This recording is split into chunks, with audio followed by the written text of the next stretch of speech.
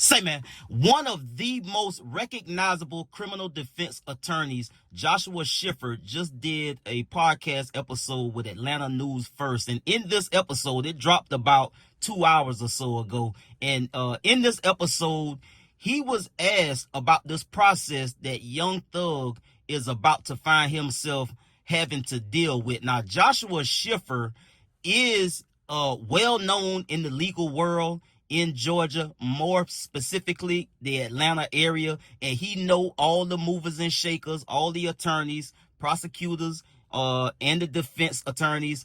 Also, he is pretty familiar with the judges as well. Now, we all know at this point that yesterday Fonnie Willis's office filed a motion in court to revoke Young Thug's probation behind some posts made on social media. Take a listen to a little bit of what J.Schiffer had to say about this situation that Young Thug has now found himself in and what could be the result if this don't go his way, man. Let's get to the content. Say, man, if you watching this video right now, man, and you like how we kick it over here at GuddaTV, man, won't you do me a favor and hit that like button, hit that subscribe button, and turn on your notification bells, man. It won't cost you nothing. I promise you. Won't you go ahead and do that for the boy and help the channel out? Appreciate you. Mr. Williams, through his attorney, and I'm going to assume Keith Adams and Brian Steele are going to be there every step of the way, two of the finest lawyers in Georgia.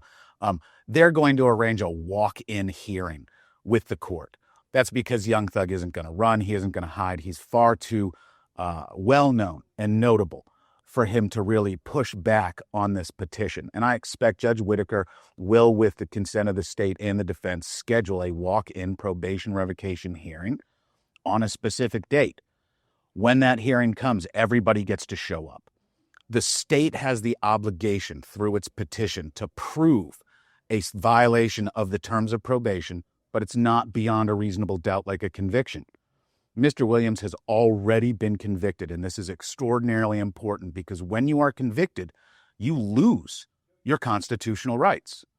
It doesn't mean you abandon them all, but there's a massive impact on your ability to use fully all of your constitutional rights when you have given them up through a plea. That's those Boykin rights that we go over when we have a plea hearing. You understand that you are waiving all of your constitutional rights for this charge and this charge only. That includes your right to remain silent, your right to see, hear, cross-examine all witnesses. Now, in this particular probation revocation, one of the defenses is going to be that Mr. Williams was exercising his First Amendment right. And that First Amendment right is not one that has been restricted through taking a plea, and that he should be free and available to make whatever public criticisms and statements that he wants that don't overtly violate the law. But that's going to be up for the judge to decide. And when we reverse roles and then look at what Fonnie Willis is dealing with, Fonnie Willis has an officer that is serving their duty in the way that many people support. I understand people have their own opinions about law enforcement and what law enforcement does. But really, this is an officer that has a specific job, has a career, has been involved in this part of law enforcement for a long time. All of that officer's support, all of the people that work in conjunction with gang prosecutions, which is one of Brian Kemp's top policy priorities. That is one of the core tenets of his past race for governor, and I expect strong criminal justice to remain a central focus of his races moving forward, either for Senate or president. These gang prosecutors have widespread support in general public and down at the State House. So they're going to demand that Fonnie Willis protect their members to prevent convicts, people who are serving state sentences, who have been convicted of crimes, from intentionally harassing, calling attention to them, doxing them. There's a lot of different adjectives that can be used to describe what Young Thug either did or did not do. And that gray area, that question, that's at the heart of whether he's going to end up revoked or not.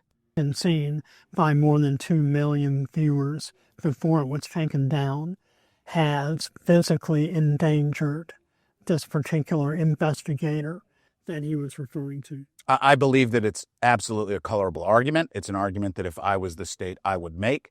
If I'm the state, I'm going to argue that intentionally identifying, sharing something that Mr. Williams knew or should have known was highly contentious, was directly related to his case and other gang prosecutions, was intentional. And it would be difficult for Mr. Williams to then deny that his post would have an effect on his millions of adoring fans. And that's exactly what we saw happen. Mr. Williams' statement solicited or elicited many responses that range from benign through truly horrible. There are direct threats regarding the officer, regarding multiple law enforcement and state employees. Certainly, a lot of grains of salt get spread on X, but this is very real when you are the target by name of these threats and abuses. And that's really at the heart of what Fani Willis is trying to show Judge Whitaker, that young thug Jeffrey Williams knew or should have known that this post would cause problems. It's not the behavior of someone who is taking their state monitoring seriously. Is there a direct and clear violation? Not necessarily. But she has wide discretion to interpret his following her instructions from sentencing. And as I see things, I expect the state to potentially bring independent standing charges against him if this revocation isn't successful. Because the way that I see the case unfolding is there's going to be a revocation hearing. If he is revoked, there will be an appeal, but he has to probably sit in jail during an appeal. There are bonds available, and that would be vociferously argued. But most people, if there's a probation revocation and an appeal, you sit and serve that time as the appeal pens.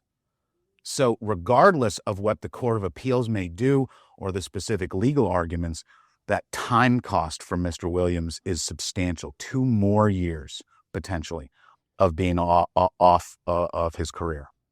What are the best case and worst case scenarios? Best case scenario is very easy. Best case scenario is that the state is not able to carry their burden, preponderance of evidence to show that there's been a violation of the general specific terms of probation, and that the petition is dismissed. Everybody goes home. Mr. Williams is continued on probation, arguably given a little bit of a talking to about you should be very careful considering the playground that we're all in. But he would basically get a slap and a tickle. Now, the other end of that, probation revocations allow the judge to exercise extraordinary discretion. That's by design. It's to prevent revocations from clogging up our system. And so revoking judges are given wide latitude to sentence pretty freely. And he's facing 20 years. On a worst case scenario, there could be a sentence involving well over a decade in prison. The judge gave him a pretty stern talking to, basically saying, I don't ever want to see you in my courtroom again. How will she react when he is back in her courtroom? That is a personality-driven question, and I know Judge Whitaker. I'm not saying that I know her well, but she's deeply respected and she's a known person. No judge likes to feel that they were ignored.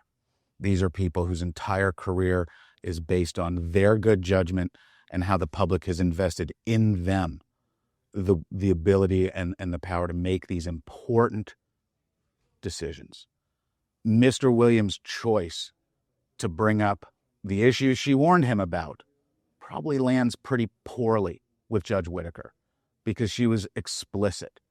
And it also reflects on Mr. Williams' assessment of his situation in life and the respect that he provides the state authorities, because he's under monitoring. He's lost certain constitutional rights.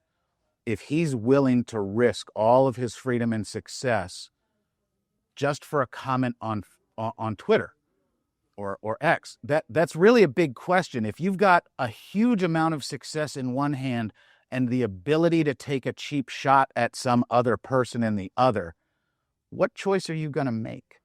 And I think she's going to really question him about his risk assessment and decision-making process. Now, if y'all want to listen to that full 25-minute podcast episode, don't walk, run over the Atlanta News First website, and y'all can check it out there. Brian Steele, Young Thug attorney, has also filed his counter motion to the paperwork filed in court yesterday to revoke his client, Young Thug's probation by saying this: Williams is entitled to due process of law. See Meadows versus Settles, 274 Georgia, 858-3561 SE2D 105 2002.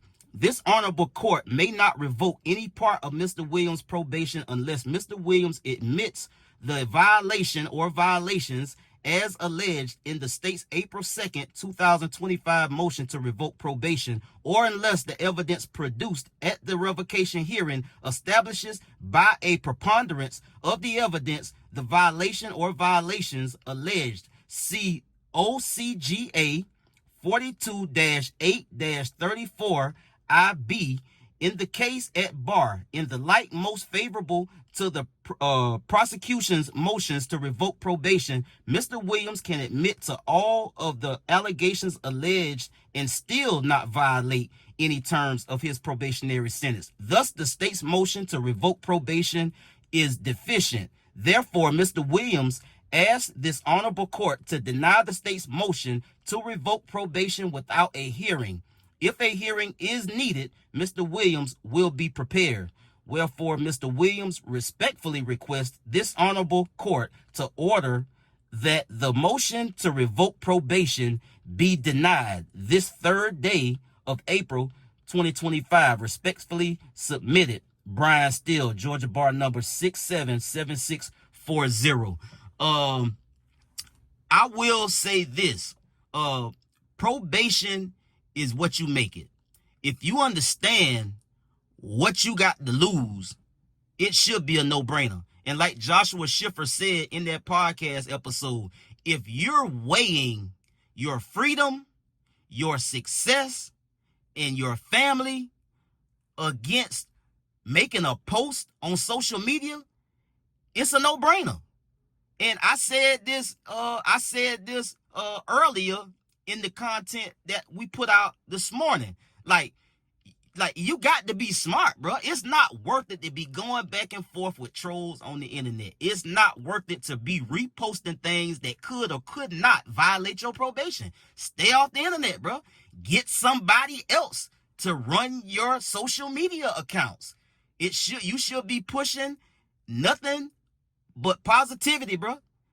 That's what they say. Pushing P. Push positivity, man. Let somebody else handle your social media accounts, bro. You dig what I'm saying? Like, push and promote music and music only. Your brands, things of that nature. That's it. Getting involved and indulging in the social media, bro. I said 1,000 times already, bro. Like, this internet, bro, and people's thirst for public perception and feeling the need to have to respond to certain things, bro, it always get these folks in trouble, bro.